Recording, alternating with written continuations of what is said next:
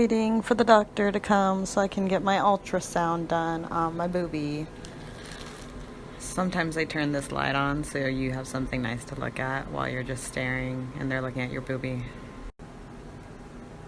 Glamorous life. Half robe, half towel.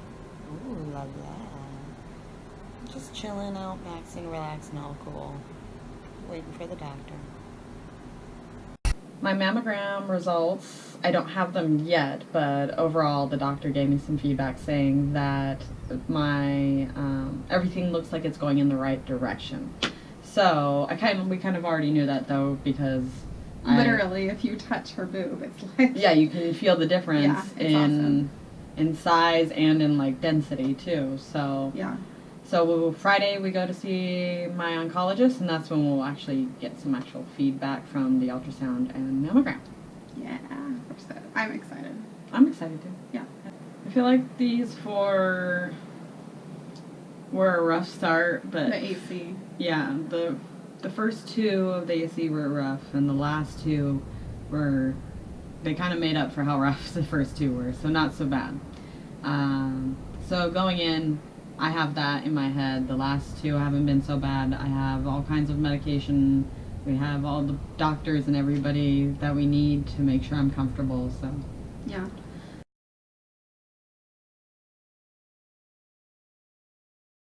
I bring Clara, and she's really into like her stethoscope and everything. Oncologist last time was like checking her breast, and Clara's like staring at her. Yeah, she was like, what's going on? Yeah. Clara's been doing really, really good.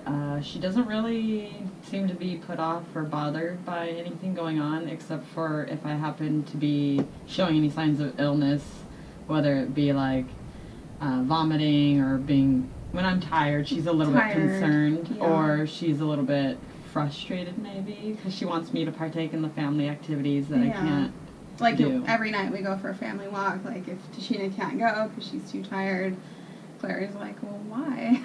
Like, you're awake. Why are you not able to walk with me? She doesn't quite grasp what's going on there. But outside of that, she's doing really, really well. Yeah. I think she's doing good. I think it helps, like we've said this a million times, that she's so young. Yeah, I mean, because she doesn't quite understand everything, the seriousness or anything, that she doesn't take it too seriously. Yeah. Like, she'll ask why, we'll tell her why, and then she'll just completely change the subject, something else. Yeah, back to dinosaurs. Yeah, so it's all good. Yeah.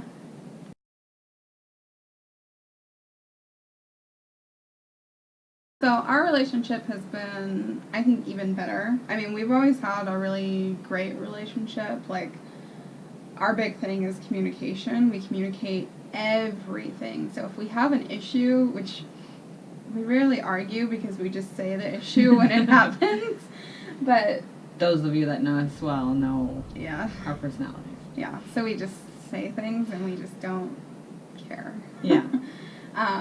But I think that helps because we've always had open communication, and now that this cancer diagnosis is here, like, we're really having to communicate everything. Yeah, especially me. Like, yeah, especially you. I'm having to communicate physical things, mental things, just everything, so that I can help Allie kind of understand where I'm coming from and where I'm at. Yeah, and how I can help her. Like, like today, you want to share, like, when I got home from the grocery store? So today I told her that the last 20 minutes of work and the drive home and then on until she came home, I was kind of panicky. Like, I had a little bit of an anxiety attack. And she was trying to pinpoint, like, where does this come from? And what I really think it is a combination of the fact that my chemo is going to be weekly now, and the fact that people are asking me, I've had, over the last couple days, I've had quite a few people ask me how many chemo treatments are left, and I have to say 12, even though it's likely it might be 6. I have to say 12, and I think hearing 12 and then knowing that it's weekly just kind of makes me panic a little bit. Yeah, and then on the other hand, like, I was trying to tell her, it's going to be every week, so it's going to go quicker. You know, it's going to be faster. So, like, you have to, like, change the way your mind thinks, and it's so hard, like... Those with anxiety can understand. Yeah, if you have anxiety, you know, like, your head is so illogical. Like, half your brain is like, oh, yeah, like, it's going to go by so quick. Like, she's already had these 4 treatments, and it's already been 2 months since we started chemo, and it's gone by so fast. But, like, the illogical part of your brain is just, like... running with it. Yeah, it just like, goes running crazy. wild with it. Yeah. So, things like that, like, we've had to communicate.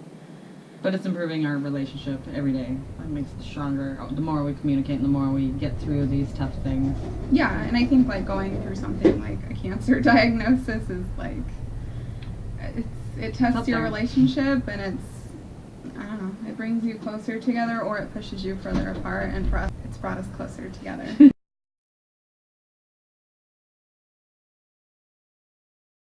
So how I feel about Taxol, obviously I'm very apprehensive about it, but that's just right now. I know I'll get through it. I'll just have to, like, meditate or something, and which we both do every day.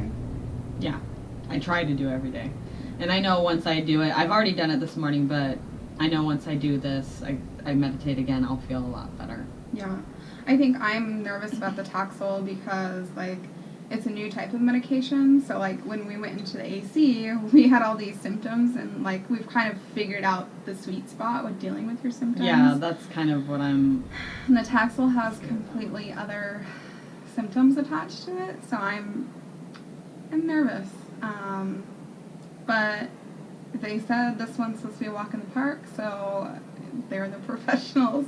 They see, like, the nurses see people on these medications all the time, these chemo treatments, so I'm hoping it's 6 treatments and it's just 6 weeks, and then that's it. On to the next last chemo ever, hopefully. So overall, we're ready for Taxol.